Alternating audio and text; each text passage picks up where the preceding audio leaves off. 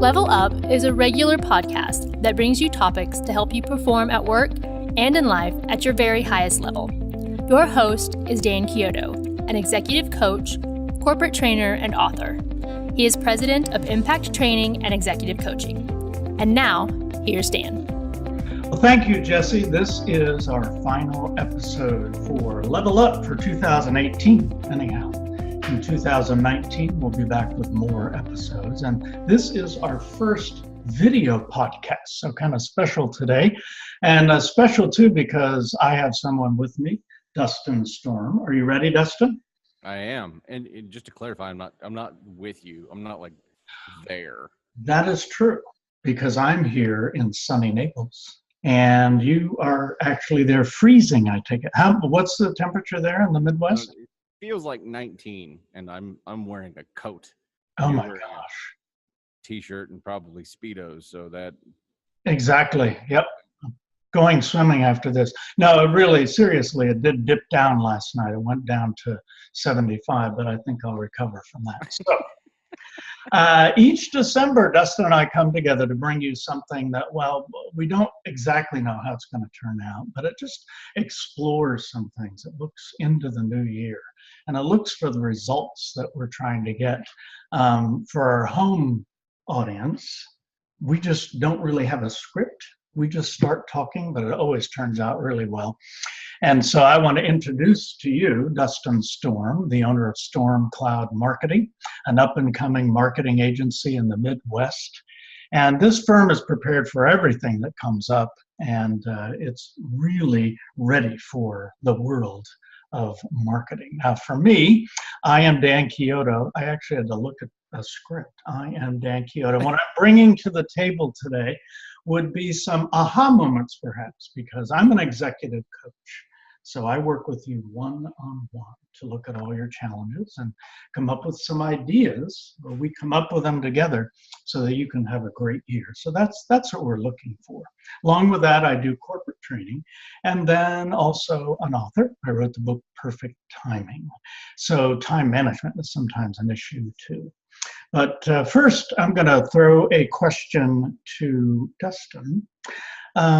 As your organization grows, you look at Storm Cloud Marketing. Sometimes it's not easy. It can be hard. So I want you to talk to that a little bit, Dustin. Sure. Well, yeah, I think the takeaway there is growth is hard. Growth is difficult. And, you think back on the journey from where you started off and think about, you're going to get to this point and you envision yourself with this successful company. I don't think at that point you really start thinking about the what's next. Like what do you do, after you've built what you set out to build? Where do you go from there? And, continual growth is not easy. That's why it's really hard for businesses to do. You don't see a lot of businesses grow because it's not easy. It's a heck of a lot easier to either stay stagnant or to lose your footing and to falter.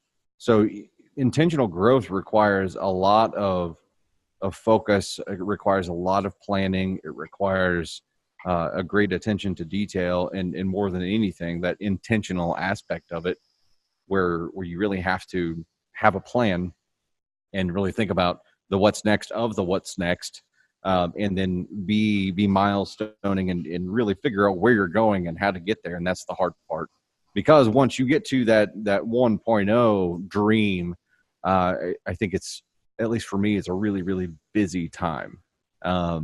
You're really busy handling the success that you're dealing with at the moment. So to plan the next phase is always really difficult. And I think that's the point. The point is that, succeeding is hard. Succeeding after succeeding is even more difficult. Yeah. So you do that as a relatively new firm, but the clients you have or potential clients you talk to, I would imagine that's a topic sometimes, the fact that they have to continually grow, right? Oh, absolutely. And, it ties into your level up theme, because there always has to be that next level. There always has to be that next transformation. In going from, starting a business is not easy. I don't think there's any way that we could say that it is. Entering a market is always difficult. But but what happens after you enter it? What do you just take the bite that you initially set out to take, or do you adjust from there and re-strategize and try to grow that business, try to capture more market share, try to move into different kinds of markets? There's got to be a reason for doing what you're doing once you get there. And I think that's the tough part for every single business. And yeah, marketing has a huge stake in that conversation, where we really have to talk about, okay, number one, we help people identify what that next step is. And I think it's one of the beauties of what I do, is that I've been in the game long enough and I've earned my gray beard to where I know that, there's a reason that someone's coming to me wanting to talk about a video or a website or social media marketing, and figuring out why they want to do that, uncovering what that goal is, really helps me get a clearer picture of what their next step is, or sometimes their first step, and help them identify the steps to get there. And then it's just simply following that initial plan that you have, and recognizing that things change, and recognizing that everything we do is an experiment, and being able to monitor and adjust as we go, I think is absolutely paramount. Yeah, I like the idea of having a plan. And I had a client recently who told me that, well, we had a plan, but things changed so much, so we really didn't follow the plan. And the more we examined it, we just saw that things change faster than ever before. So we really were looking at that plan, but you have to be ready to change on a dime for what's ever going on out there, right? More so today than ever. And I think the biggest piece of that, or one of the biggest pieces, is that the feedback that we get from our efforts with digital in the mix is immediate. So things change more than ever, yes, but things change more than ever because we have the ability to experiment more quickly. So we can see that, what are the fruits of the efforts that we're doing today, and how do we use that information to do better tomorrow? And that's the continual game, is just using data as a rudder. And it's not just data, but anything that you're doing, I think you get faster results on now with technology. Being able to just tell if what you're doing is the right thing, or if you need to adjust course. It's the point of having that initial plan that gives you something to start experimenting with. Every experiment starts with an initial plan. And then you just have to recognize what you need to be adjusting as you go. Yes, you said something important there. You talked about what you have to do tomorrow, which gives you an idea that you just don't know what tomorrow will bring. And I feel like breaking out in song here during tomorrow, but I won't do that. This just isn't the place. But tomorrow is next video podcast. That's yes, exactly. Tomorrow is important, and I always tell people at the end of every day, you should be asking yourself, what do I want to do more of? What do I want to do less of? And what should I change? So as an organization, if you're asking yourself that question every day, and then you're also having your people ask themselves that question, I think you get better and better, but you don't just continue to do the same old, same old. Yeah, definitely. I mean, you have to examine the results of what you're doing. And that's a big change from the way things used to be. And really, you look at old organizations that are kind of stuck in their ways, and that's one of those. This is just the way that we do it. You have to take the time to re-examine everything that you do as often as possible, and the ideal would be to do it every day. I imagine the majority of the world is like me, where at the end of the day, you're just lucky to get through the tasks that you've given yourself for that day, and really reflecting on it is difficult. But giving yourself that time, at least weekly or monthly, we do monthly reporting for clients. Doing it for what you do for yourself in all aspects is important too, just to reflect and say, what do I need to change? And it's as simple as that. It's as simple as saying, what's not working as well as I want it to, and what can I do a little bit differently just to see if it yields some better results. Yes. You've shared with me before some of the reports you do for your clients, and it really shows them where they're at and what they have to do. The reason I like that is that you're in a field where social marketing, media, that things that are very technical, they change so quickly, but when you can look at what you've done and where it's getting you, I think that's so important. Do you find that clients are used to that kind of reporting? And if they aren't, do they get used to it and what it can bring them? The unfortunate truth of it is that I think the majority of people, whenever they bring on a firm like Stormcloud, they want to know that someone else is handling it and they don't really want to think about it anymore. You certainly have people who are more engaged with it and want to be more involved and really want to understand it more. And of those types, I think it's really valuable to be able to see that data at least on a monthly basis. And what I like to do with it is not put out a report that says, "Oh, look how great we are," but put out a report that says, "Here are the numbers. Here's what I'm seeing from those numbers, and here's what I think we need to do differently this next month." It's not a show off time. It's using data as a rudder, and just as simple as that. Sometimes it's easy stuff to fix, and sometimes it's not.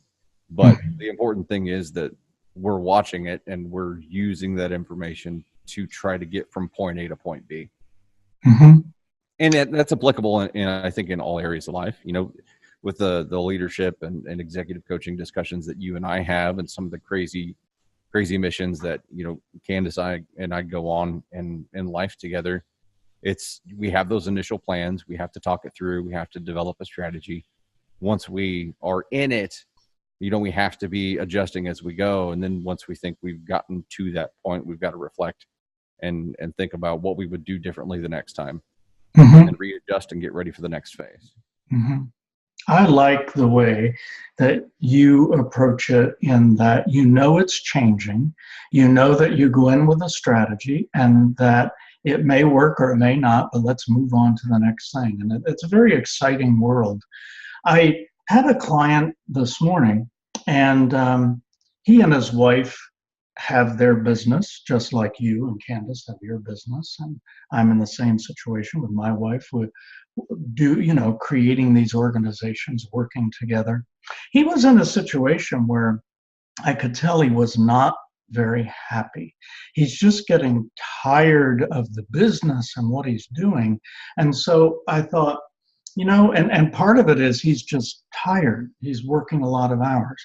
And I asked him to take me back to the day he started the business, why he did it, and what happened since then. And as he started to talk about it and he went back to day one, he started to sit up a little more in his chair and smile a little more and talk about what happened. And I could tell that somehow he slipped into what I'll call mediocrity. He slipped into just working on doing the business and not really working on the business to help it, and that it zapped him of his happiness. But if you traced it back, he was talking just like you do at your firm. And I think that's really important. I think that people can slip into mediocrity and not even know it. And they need to be challenged, some questions asked of them so that they can bring it back to where it used to be and make it better. Get back to what you talk about, intentional growth and continued growth. Yeah. Well, and you think about why you started doing what you do now and why I started doing what I do now. Yeah, you get to that starry-eyed, I'm going to take on the world mentality. And I have this thing that I've just figured out over time, and that's that I need to feel like a badass to perform like a badass. The environment, a lot of things that I do are just to help kind of create that environment, because I think it helps my brain. And I think it helps me maintain that feeling that I had when I first set out on this journey. And you do get tired. It's a taxing process. My God. I mean, any kind of serious mission that you're on here, you got to get yourself jazzed up to be able to start it. But once you're going, it's a marathon, pretty much no matter what it is. And it is absolutely tiring and taxing. And you have those, why am I doing this moments? But I think that helps you identify the next phase. You're going to experience enough pain at some point with the getting tired and getting taxed and trying to remember why you're doing this, that you're going to have to remind yourself why you're doing it and identify that next phase so you can have a reason for living You know what I mean? Yeah. A reason for putting yourself through the pain that you're putting yourself through. Exactly. Well, I'm Dr. Dan, and I have a prescription for that, so I want to share it with you. But I think I'll pique your interest, and we'll do it after the break. Now seems to be a good time to take a break. We're gonna take part in that prescription during the break. Yes, exactly. The conversation is gonna be a little. We may be back. Oh, the next conversation is going to really flow. But we'll take a break, and along with this first video podcast, we also have a sponsor, and I'm sure they'd appreciate it if we would take this break. So you just heard Dustin Storm. I'm Dan Chiodo, and we'll be right back after this. This podcast is brought to you by the ebook Here's Your Trouble, A Christmas Story by Vita Boyd Jones. When police officer Vi Cooper strides into the harshly lighted ER on Thanksgiving night asking for a blood sample from a wreck victim, Dr. Ed Rogers demands a court order. But in the colorful lights of a Christmas tree, he sees Violet Cooper's softer side without the gun and the badge. In the ER, he must make snap decisions. Can he do the same with emotional judgments? Edmund Rogers is about to learn there's a big difference. The ebook, Here's Your Trouble, A Christmas Story by Vita Boyd Jones, is available now on Amazon. If you just tuned in, this is Level Up. It's the video podcast, the place to go when you want to grow. Try to help professionals get to that next level, especially as we move into 2019.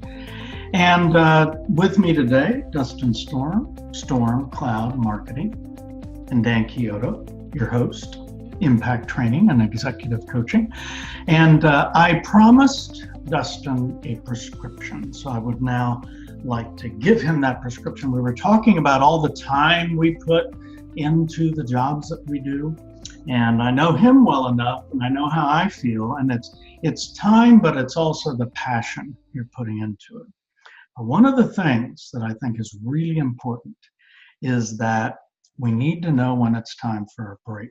We need to know during the day when it's time to pull back, when we should go outside for a while, or when we should take some work and do it in a different place just so we think a little differently. And then if we can take a vacation, that is even better yet. Now, by vacation, I mean at least 7 days, because it takes the first 3 days until you unplug. And then you start to feel like, I love this. Right. And now it's time to go back to work. However, I talked to some clients this morning. They took a month off and they went to Africa, and they were sending me pictures, and it was just fabulous. And so we had our first session today after they're back, and I wanted to ask them, what did you learn from this trip? And I think it's big because I like to go on cruises. And the theme, or the marketing theme, slogan for Princess Cruises is "Come Back New." And I always tell my wife, I think I do. I think I always come back thinking about things in a different way. Well, my clients this morning, I asked them about Africa, and before I could even go into anything, they said, here are 5 key things we learned on this trip. Nice. About what we want to do in our business. They were so relaxed, and it was wonderful. And they're big things, and they would not have come to them had they not taken a break. So don't you think that's good too, Dustin?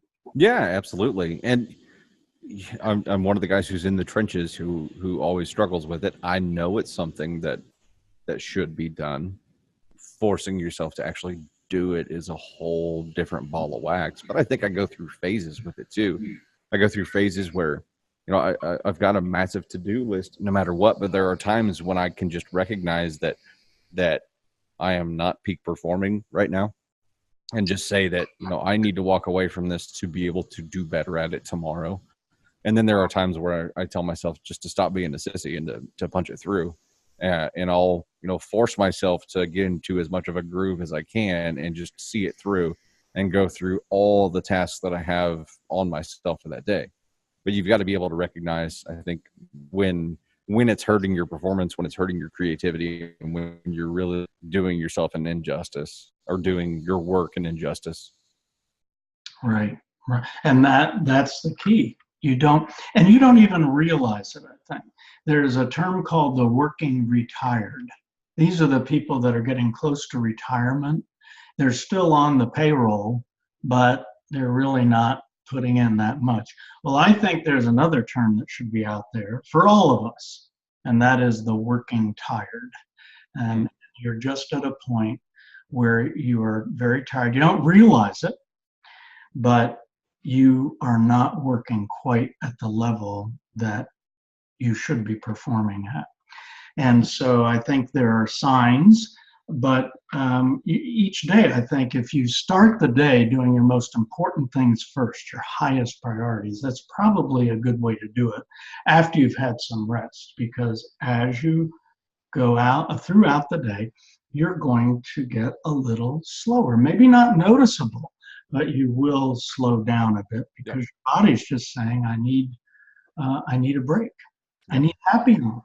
I need something. I'm a big believer in power naps. Like if you're going to be accomplishing enough over a time of period where you have to hit the reset button, hit the reset button. It really does make a difference. I'm just going to be broken up enough to be worth it. Like I'm not going to siesta at work, but there are times when I'm doing a night shift where I'll go home in the evening. And definitely if I'm going to be night shifting, I'm going to be closing my eyes for at least 30 minutes at some point before going into that, because I know I've got to reset and get my brain ready for it. Otherwise, I mean, come late afternoon, you're just rolling through tasks and doing what you can, but you're on autopilot and you don't have that clear vision that you do whenever you first start tackling something. It's just like the journey that we talked about earlier and anything else. When you first start off, you've got that vigor that I think yields your greatest work. And then as time goes on, you get stuck in some mud. Yeah, you do. Well, call me crazy, but I paused in case you wanted to call me crazy. But here is when, this is my schedule. So we'll compare schedules now as to how we operate, because you operate in a way that I don't know that I could. So for me, I get up about 3:30 or 4, and then I work out for a while, and then I come in my office, no one's there, and I push through on a real power hour, actually a power 2 hours. Then I break and I go running or swimming, and then I go to Starbucks. That's, Saint Starbucks. I go to that mass every morning and spend some time there. And that's my time to read about things that are happening in my field, things that are out there, anything I can consume about what's going on. And then I come back to my office and start the regular day and probably wrap it up around 6 or 7 at night. So what about you, Dustin? Yeah, well, we have some similarities in there. I'm definitely not as much of a morning guy as you are. I'll get up 6:30ish, and really that's just to scramble and get ready and get the kids to school on time. But typically after that, either from the home office or from here in the studio, I'm going to dive in on tasks immediately. And I think it's just to the point where there's enough on top of me, and I figured out that if I don't create official Trello tasks for something, it's probably not going to get done, or calendar events, to where even if it's research time or some kind of creative thinking time, that I'm going to have a task or a calendar event created for it. So my day's pretty well laid out for me before I ever dive into it, and it's always task driven, but I'll dive straight in there. Typically, we're going to have a couple of meetings or team things throughout the day. We do team meetings twice a week, and then my client meetings or things like that are typically going to be late morning or early afternoon. And we'll just work through lunch normally. A couple of days per week, I'll leave at 2:00 and go pick up kids from school. And that's one of the things that, I define as success, is having the freedom to be able to do that. And then if it's not one of those days, I'm typically here till 5, and then I'll break and have that family time. There will be a power nap involved, but then 10:00, most nights I'm jumping back into the home office or here in the studio and punching out tasks that I didn't get done that day, or, prepping for the next thing, or doing research for strategies, or talking to new prospects, or at least doing some research and proposal work for them. And I'll typically do that till anywhere from 1 to 3 o'clock, just depending on what the crazy night is like. And then it's do the whole thing over again. So I'm more broken up in there. And I think, having to work at night is one of the taxes I pay for choosing the freedom of being able to pick up kids from school a couple of days a week, and just running a little bit harder. And it's been that schedule-ish for probably 4 to 5 years now. So, but the hours spent working have probably been a pretty steady almost 10 years. Right. Well, and I think we're both in careers where it's pretty much 24/7. You're always working at some point or thinking about work. But thank goodness we can include the family and things and have time for them. That makes it so special. Well, Go ahead. Define success. You get into, I think your definition of success changes over time. Like, it's not airplanes and Ferraris for me anymore. It's much more family oriented. And for you the same way, like having the freedom to be able to do the things that you want to do is one of the definitions of success. I think it's something people really have to recognize and figure out for themselves too. There's a lot of people out there who I think are already successful and just don't know it, because then they haven't accepted that their definition of success is different than what they think it is.